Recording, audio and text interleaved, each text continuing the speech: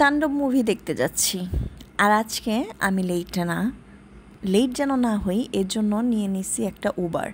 প্রথমে আমাদের উবার নেওয়ার কোনো প্ল্যান ছিল না, কেননা আমাদের প্ল্যান ছিল আমরা এই টাইমে বের হব, বাট ওই টাইমের একটু আগেই শুরু হয় আর কি বৃষ্টি। এরপর আমরা একটা উবার কল করি, আর এই যে উবারের অবস্থাটা আপনারাই শুনেন আর দেখেন।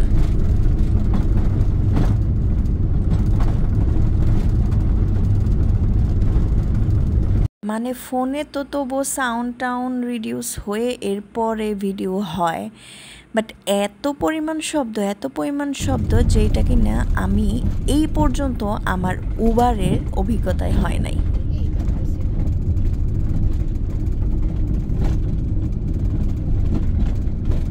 শো থেকে শুরু করে যখন কিনা গাড়িতে উঠলাম, ওনার গাড়ি স্টার্ট হচ্ছে না। পরে অনেকক্ষণ উনি ট্রাই করলো, পরে বললাম যে আপনার যদি গাড়িতে প্রবলেম থাকে আমরা অন্য গাড়িতে যাই, কিন্তু না, সে বলতেছে ভালো গাড়ি নিয়ে এলাম, এখানে এসে স্টার্ট হচ্ছে না।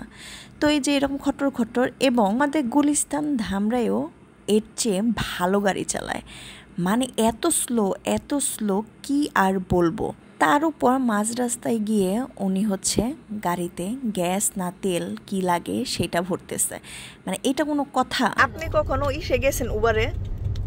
একটা সাউন্ড হইতেছে, এরকম গাড়ি জীবনে দেখছেন? না, তারপরে অনেক স্লো চালাচ্ছে কিন্তু, মানে আনবিলিভেবল। মানে মনে হচ্ছে আমি ধাক্কা আছি, মানে উনি আসতেছে না, মানে উনি আরো বললো না একটু ইয়ে করে, উনি আবার গ্যাস ভরতেছে, চিন্তা করেন, তেল না গ্যাস। প্রথমবারের যে উনি গ্যাস নিয়ে আসার পর ম্যাডাম বলল যে আপনি কি আর একটু দ্রুত চালাতে পারবেন।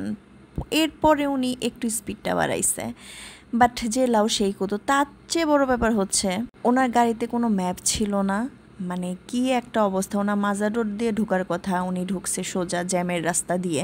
তো আমরা সবাই খুব বেশি বিরক্ত ছিলাম, লেট যাতে না হয়, মুভি যেন লেট না করে যাই, এর জন্য আমাদের উবার নেওয়া। বাট এই অবস্থা। এরপর নামার আগে ফুলকোনা জিজ্ঞেস করছে যে আঙ্কেল আপনার গাড়ির এই অবস্থা। পরে ওকে বলতেছে যে আরে বাবা, কালকে গাড়িটা সার্ভিসিংয়ে দিব। তো সার্ভিসিংয়ে যেহেতু দেওয়া লাগবে, সেহেতু আজকে কেন উনি রাইডটা নিল।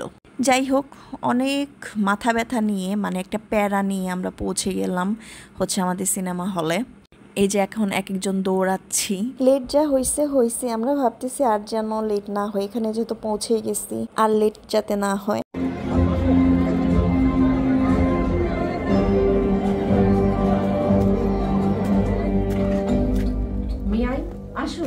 Ashun, Saira, thanks for your quick response. Okay. Sit down, please. আর আমি জানি এতক্ষণে আপনি সবকিছু জেনে গেছেন। আমরা চাই যে আপনি আমাদেরকে এই বিপদটা থেকে উদ্ধার করেন। অ্যাকচুয়ালি মানে চ্যানেলে যা ঘটেছে, চ্যানেল অ্যাটাক অ্যান্ড অল, সবকিছু খুবই দুঃখজনক, খুবই unfortunate. But the thing is, আমি তো আর এই যে আমি, ম্যাডাম, ফুলকন্যা সবাই মিলে মুভি দেখতেছি এবং খুব বেশি মজা করতেছি, কিন্তু আমাদের সিটটা অনেক সামনে ছিল। এটা মেবি ইন্টারভেলের পরে সব ক্লিপগুলো উল্টাপাল্টা হয়ে গেছে। আর ইন্টারভেলের সময় আমরা বাইরে বের হয়েছিলাম, একটু বসে ফ্রেশ হয়ে নিলাম। মুভি বলতে গেলে প্রথম হাফে যেমনটা না, মানে শুধু মাথায় ঘুরতেছিল যে টিকিট কি এই মুভি দেখার জন্য কাটলাম।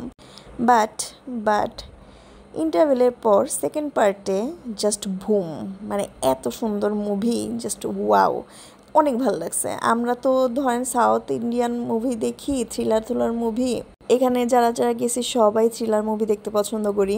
তো লাস্টে যে কয়েকটা টুইস্ট আমাদের কাছে খুব বেশি ভালো লাগছে, মানে খুবই বেশি। তো মুভি স্টার্ট হওয়ার পর আর ভিডিও করা হয় নাই।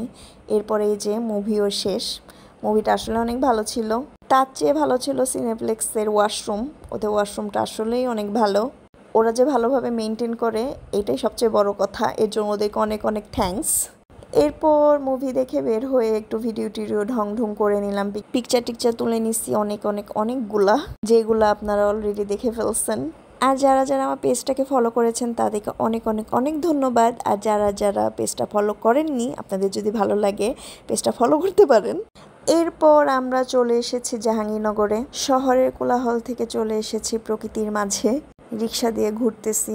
আর আমি যখনই এদিক দিয়ে যাই, মানে এই ভিডিওটা আমার ফোনে মনে হয় অনেকগুলাই আছে, এই জায়গাটা ভিডিও আমার করতেই হবে।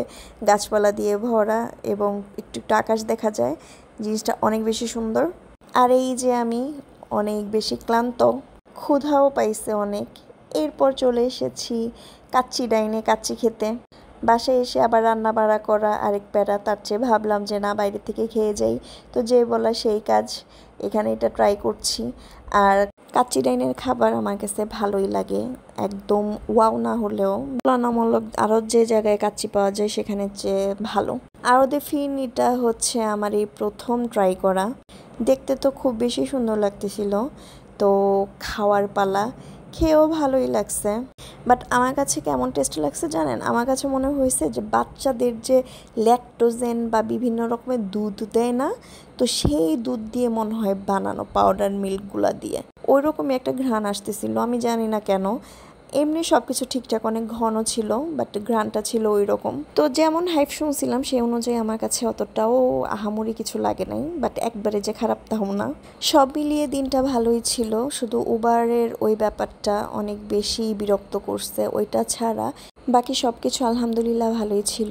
তো সবাই ভালো থাকবেন, সুস্থ থাকবেন, আমাদের জন্য দোয়া করবেন। আপনাদের জন্য অনেক অনেক অনেক শুভকামনা। দেখা হবে পরবর্তী কোনো একটা ভিডিওতে। আসসালামু আলাইকুম।